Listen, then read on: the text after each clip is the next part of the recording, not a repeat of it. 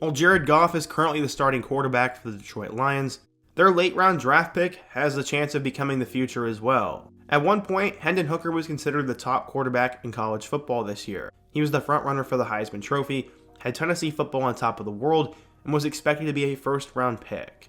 He didn't have the same kind of potential as guys like Bryce Young or CJ Stroud had, but he was still sometimes seen as a late top 10 pick, and at minimum, at the end of the first round. He was going to be an experienced quarterback who'd have a chance to play in the NFL right away and have a decently high ceiling. The only problem with him was his age, and I guess that's why he fell so far in the draft, combined with his injury. In today's video though, I want to introduce you to Hendon Hooker. We're to go through his career, talk about how he saved his career, his chances of making it in the NFL, and what my thoughts are on him. But before we get started, be sure to leave a like if you want to support today's video, subscribe if you're new and love football content, and let me know what player, team, topic, or situation I could cover next. Now, let's get started and talk about the insane rise of Hendon Hooker. In order to understand how Hendon Hooker got to this point, we first need to go back in time and meet his dad. Football grew up in his family, as his dad, Allen, was actually a Hall of Fame quarterback at a school known as North Carolina A&T.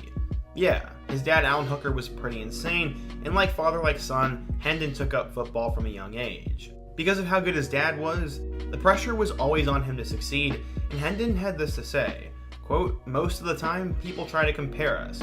He just told me to make my own path, and I hold my destiny, so whatever work I put in is what's going to come out on the field."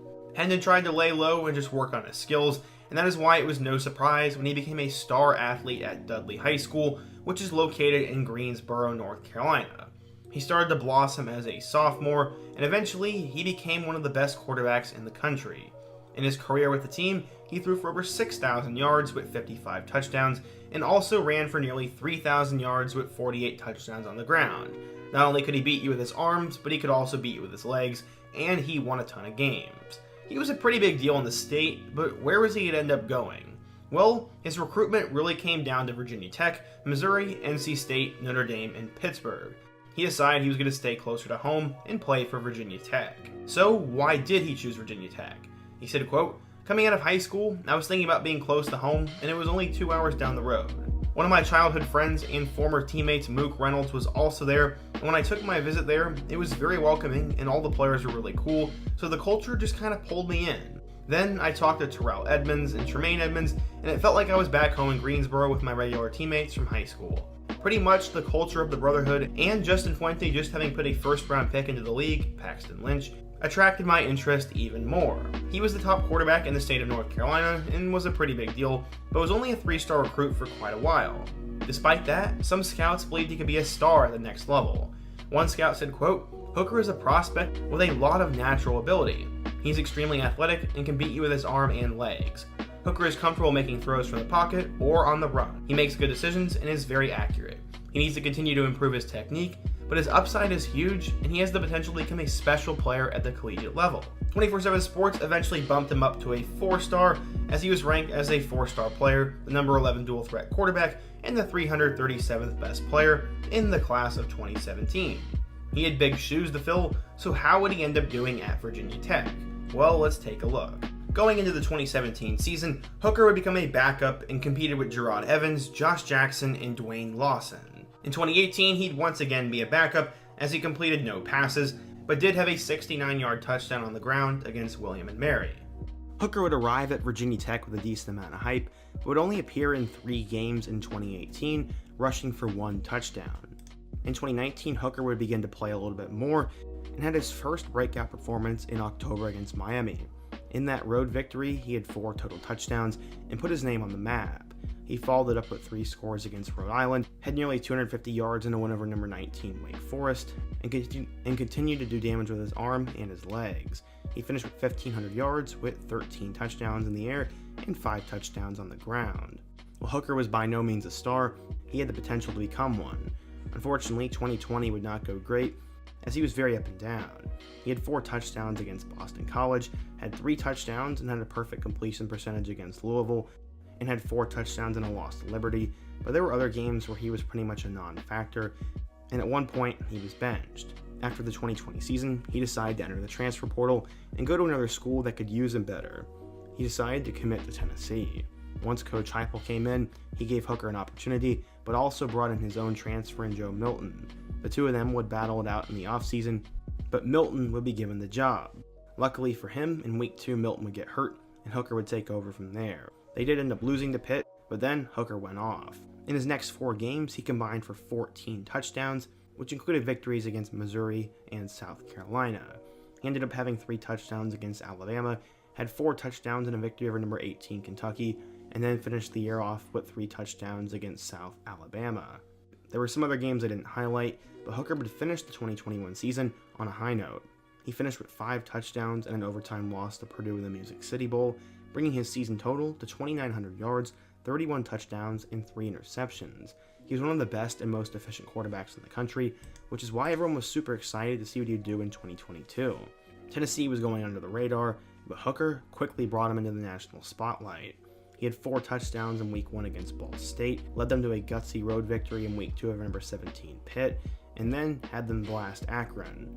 In a back-and-forth matchup against Florida, Hooker dominated that game, but they ended up barely winning. After that, he ended up torching LSU before they'd have their home matchup with Alabama.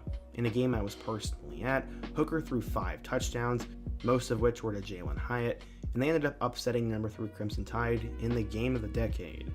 This made Hooker the leader in the Heisman race, as he now had better numbers than Bryce Young and had outdueled him. But he continued up with back-to-back 3-touchdown games before he'd be matched up with Stetson Bennett against Georgia. This was by far his worst game of the season, as he didn't have a touchdown, had a turnover, and Tennessee's offense was dead. After that, he'd have 4 touchdowns and a victory over Missouri, before a terrible moment would happen. Tennessee would end up getting blown out in a shootout with South Carolina, but Hooker wasn't having a bad day. He had 3 touchdowns, but then he went down in the second half and he had torn his ACL. His season was over, Tennessee's season was over, and his NFL career was now going to be changed. He didn't get to play the rest of the year, but he finished with 3,100 yards, 27 touchdowns, and only 2 interceptions. Besides the Georgia game, he played well in the biggest moments, and looked like he was playing his way into the first round. He has good size for a quarterback, has good arm, is dual threat, and has put up big-time numbers. He also doesn't turn the ball over, has been remarkable the last 2 seasons. But what do the scouts think? Well, one scout said, quote, "Highly productive team captain whose play has improved since arriving at Tennessee. He's tall and well built, looks the part of a pro quarterback, has a pass-first approach, and looks composed in the pocket. He has enough arm strength to fit the ball into tight windows, shows ability to make anticipatory throws, and is capable of escaping the pocket when faced with blitz. He throws accurately while rolling out to his right, and is a great leader. The negatives is that he's overaged. He'll be 25 years old by draft day, has a torn ACL, didn't play in the most complex or pro-style system, and his completion percentage was padded by a lot of quick swing and screen routes. The summary is that he's a good player with some pro-style traits, but he'd have a major adjustment at the next level and would be considered as a developmental quarterback." The Lions ended up taking Hooker in the 3rd round, and while some think he could push Goff right away, Dan Campbell came out and said otherwise. He said, quote, "This is really just a redshirt year for him. He has to get his leg right first, and then he'll learn under Jared Goff, and we'll see what happens, you know. If he can eventually become your 2 backup, or maybe down the road later on, it's more than that. Either way, it's going to be a long time. If he does in fact play in his 2nd year, then Hooker will be 26 years old when he takes his first snap.